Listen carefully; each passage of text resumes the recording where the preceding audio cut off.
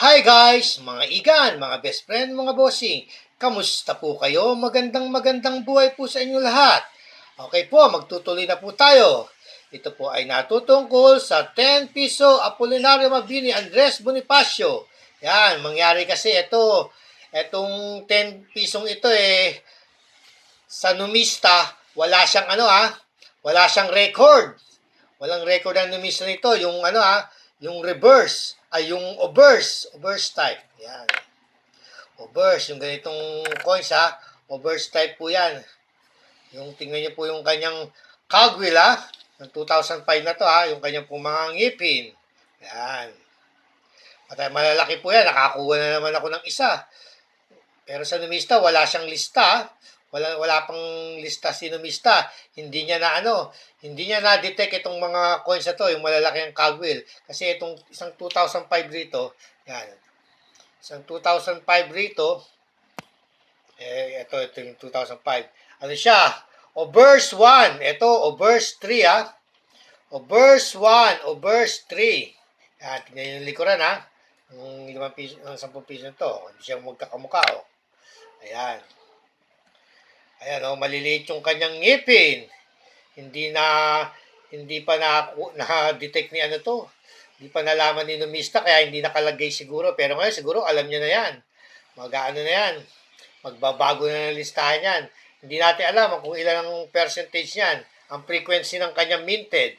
Pero etong minted nito, alam ko, 13% ang kanyang minted Yan, frequency niya, 13%. Yan.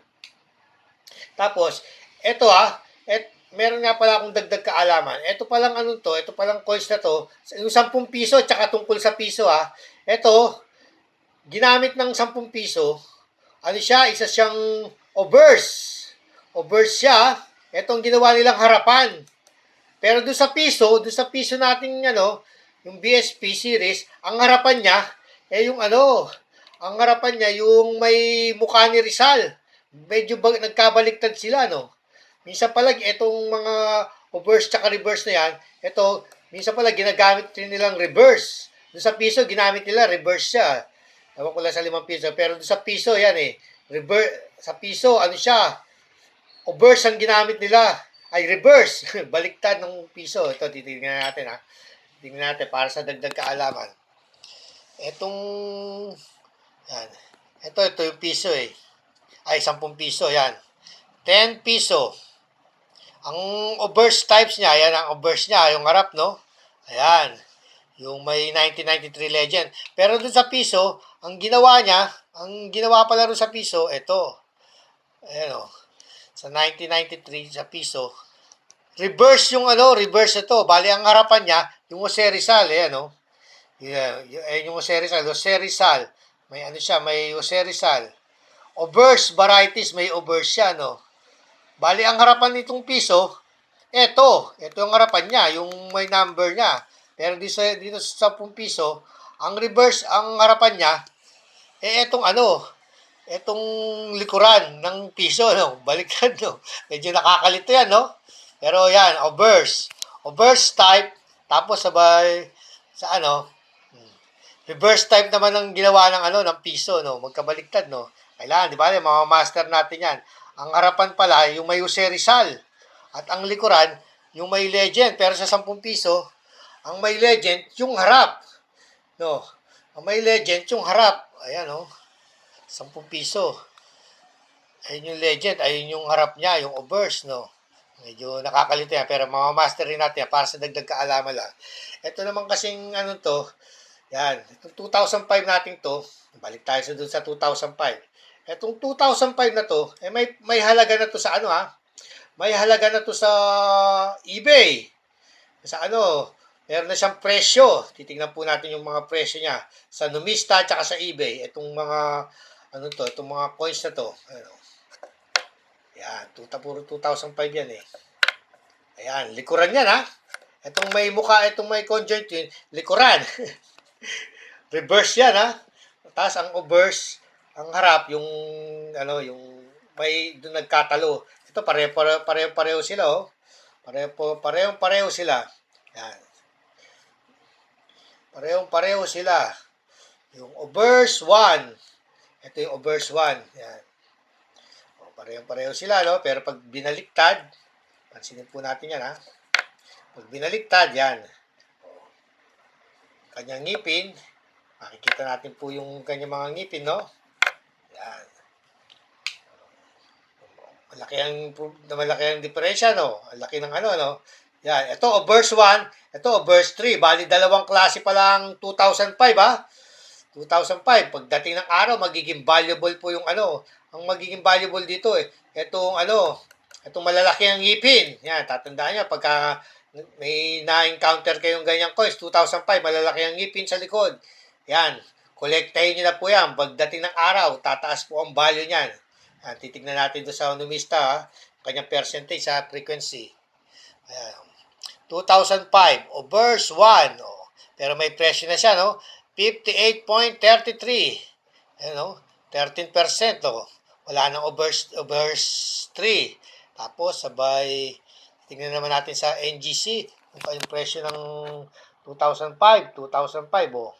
Ayan, ang kanyang presyo. $1.50, ayan, very fine, XF, $1.50. Tapos, sabay dun sa 63 to 25, sa 63, 3.75, yan. 65, ayan. Ano siya, $5. Ngayon naman po, kung i-convert naman po natin sa ano yan, ha? I-convert naman po natin sa piso yan. Yan, may presyo na talaga yung 2005, eh. Ayan, ang kanyang, ano, conversion sa, ano, yung very fine, 2005, 10 piso. Yung very fine, 38.48. Extremely fine, 72.16.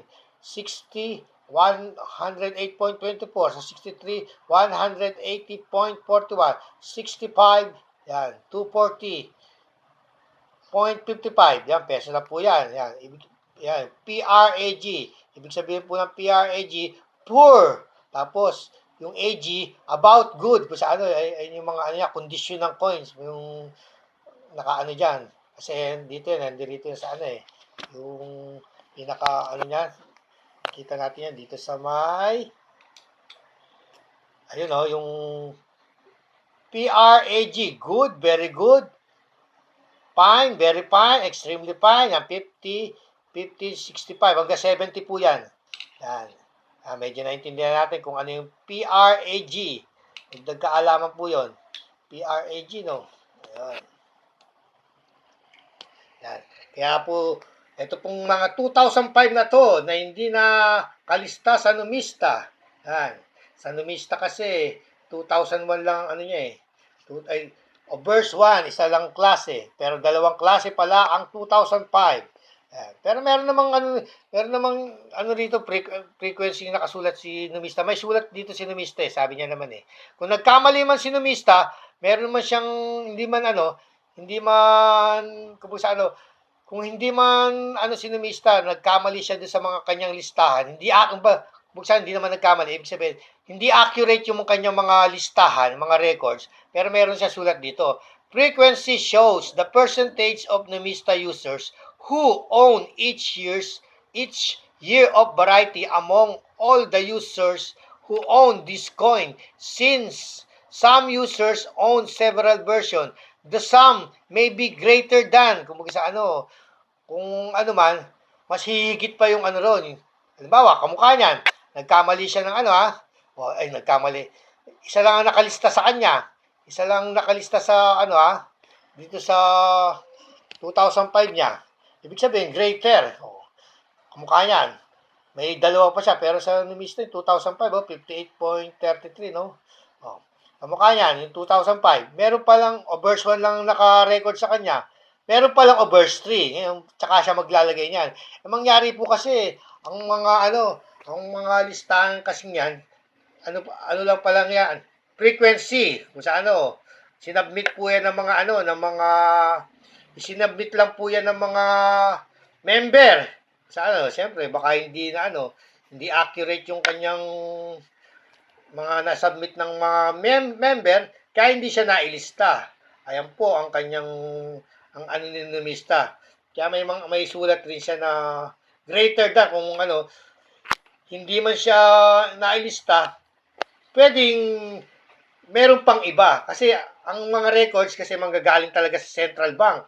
Eh, ang Central Bank naman po, hindi pa siya talaga naglalabas ng ano ha, hindi pa siya talaga naglalabas ng records tungkol sa mga ano, sa mga coins na ating bago. Kasi yung mga coins natin ha, yung mga mamera hanggang, ano ba yun, mamera, 5, Gs, 25, piso, 5 piso, 10 piso, pagka inilabas na ng ano, inilabas na ng Central Bank ang record niyan, yan, mas marami pa tayong malalaman yan.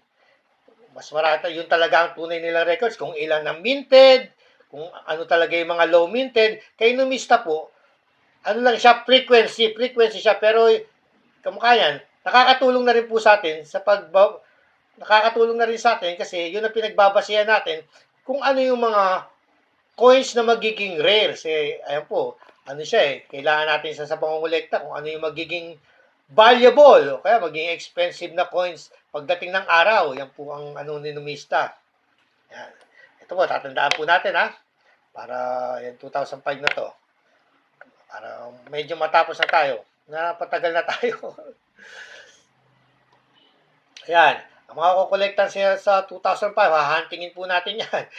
Patuloy lang po tayo sa pangungulekta. Yung malalaking ngipin ha, mas valuable po siya. Kasi ito, 13%.